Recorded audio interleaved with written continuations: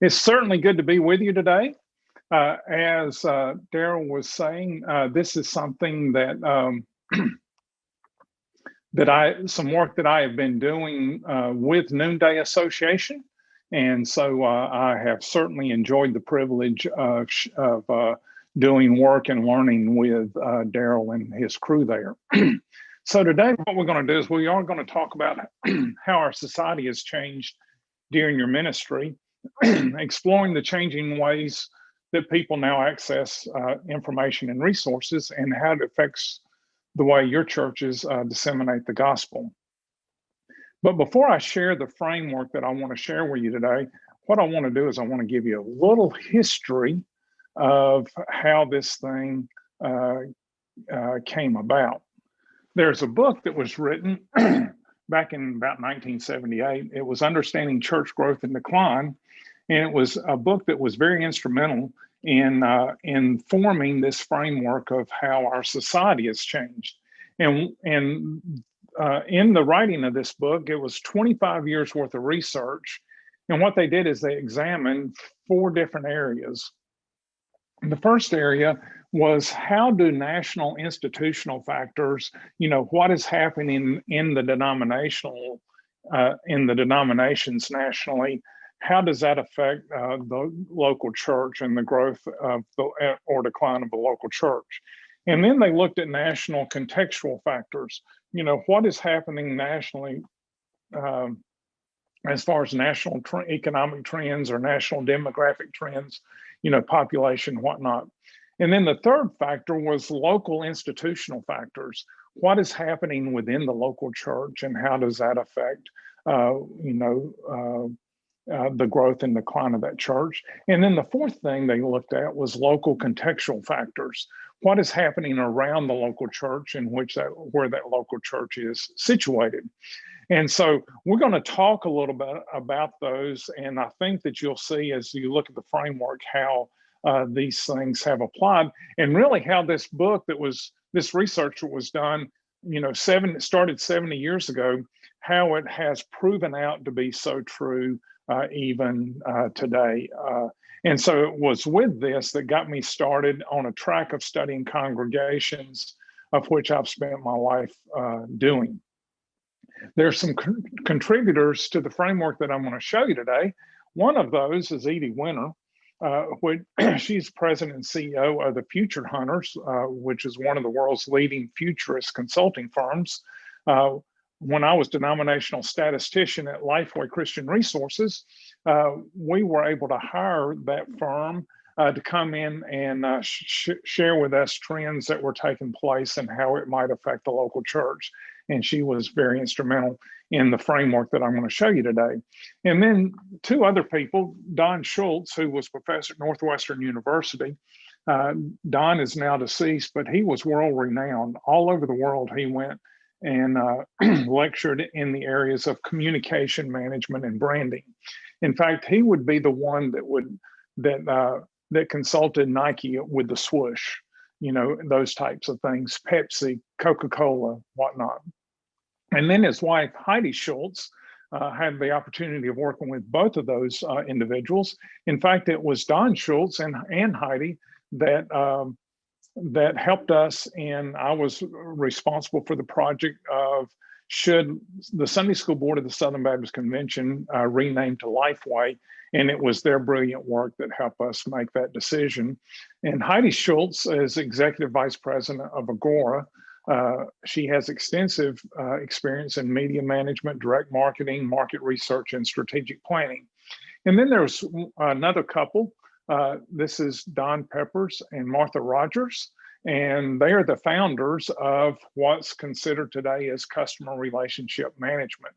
And so, which is a business strategy of which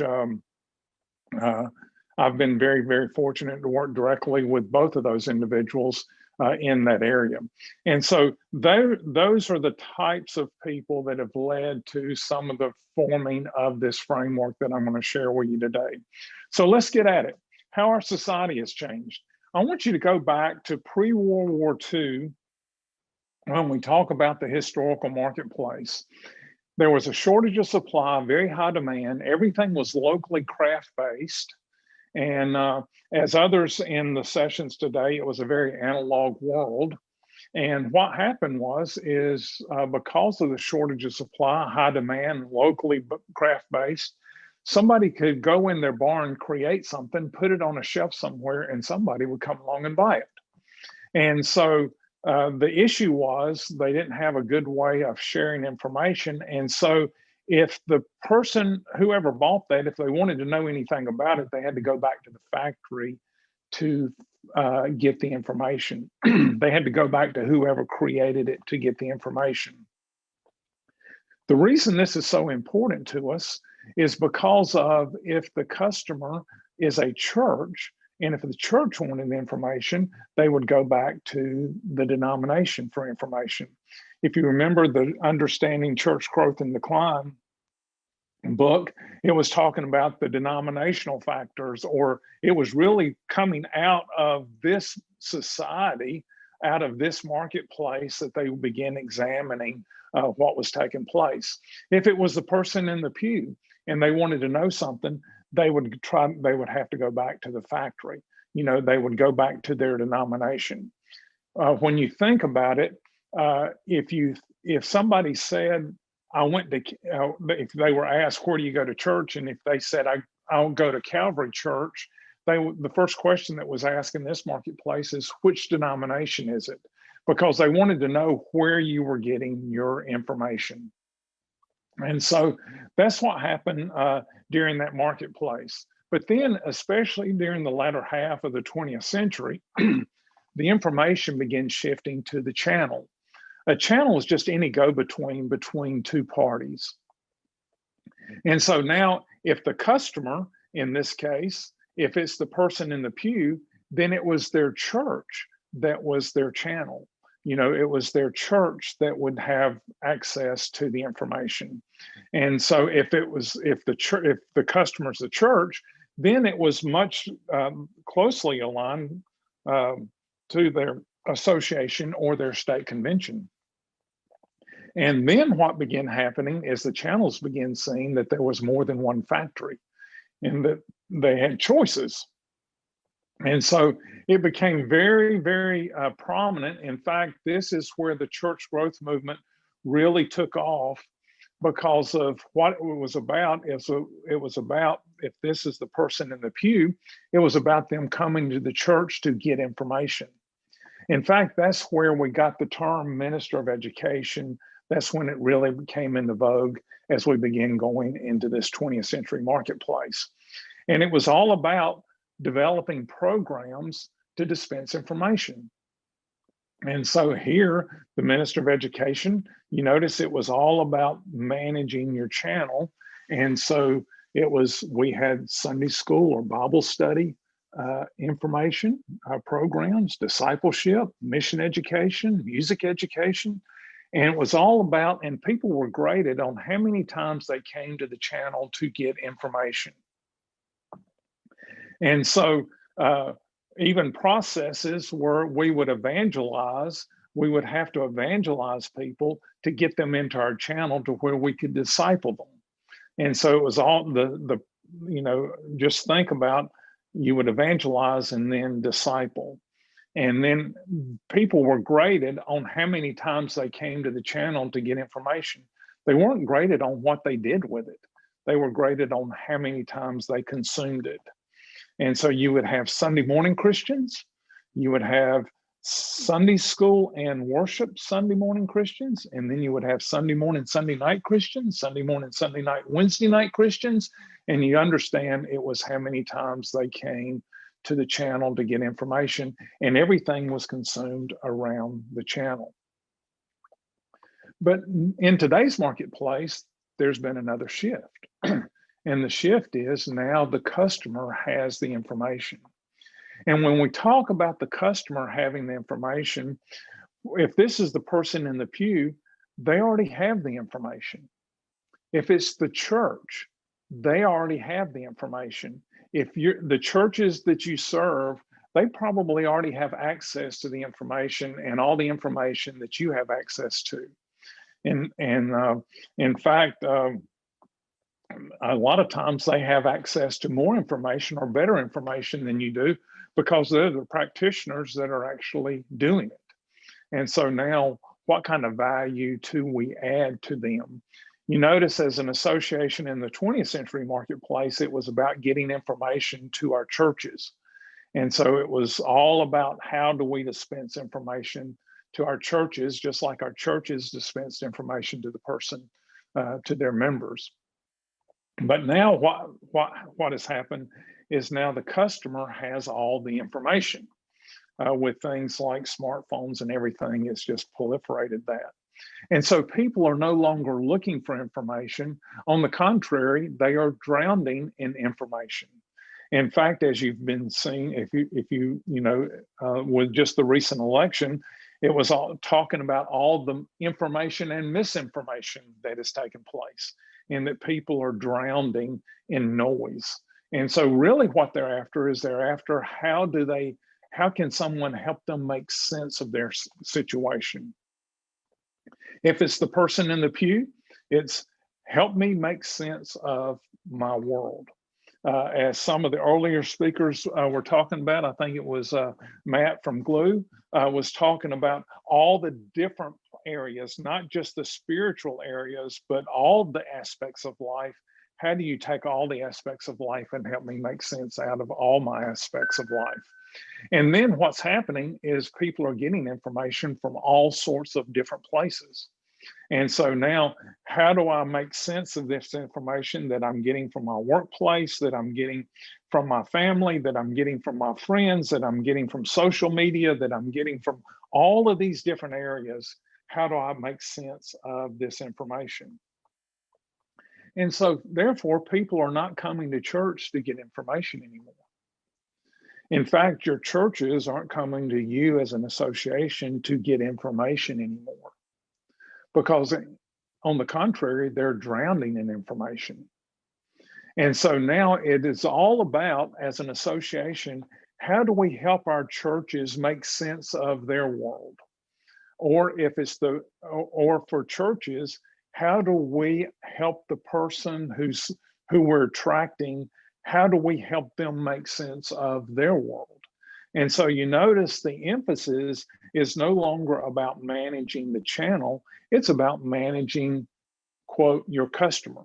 And your customers, who is it that you're serving? You know, if it's the association, it's your churches. If it's your churches, and their customer is the people that they are attracting. And so now what happens is it's about helping these folks make sense of their world. One of the things that we've noticed, and I've done about a 6-year research project here in South Carolina with the South Carolina Baptist Convention.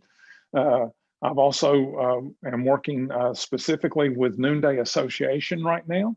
And what we've noticed that a lot of churches have not made this shift. And what they're doing is they're doing what they understand, which is the 20th century marketplace, and they're getting on their pedestals and they're shouting louder. And in doing that, what they're doing is they're turning people off faster. On the contrary, we've also seen churches that have not done the traditional things that we thought would work well and that did work well in this area, but what they've done is they've actually changed their approach of helping people make sense of their world, meeting their needs. And what they're seeing is we're seeing areas of unparalleled growth. And so there's lots of implications of this model, and there's a lot under this, given the time that we have, there's a lot under the hood of this, but it is, I hope that you can begin seeing the implications that this has for us. And so now as we look, let's look at what some of those implications might be. You know, considering the changing way people are now accessing information and resources, you know, how does this affect the way your churches disseminate the gospel? You know, what adjustments are needed to be more effective?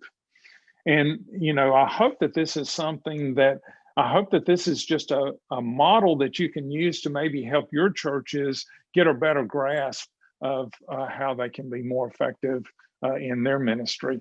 Or why do you think people come to your churches today? And how has this changed even during your ministry? Of they're no longer coming just to get information, and so why is it that they're coming? And then another thing is, do these changes in society make it easier or harder to do ministry in your churches?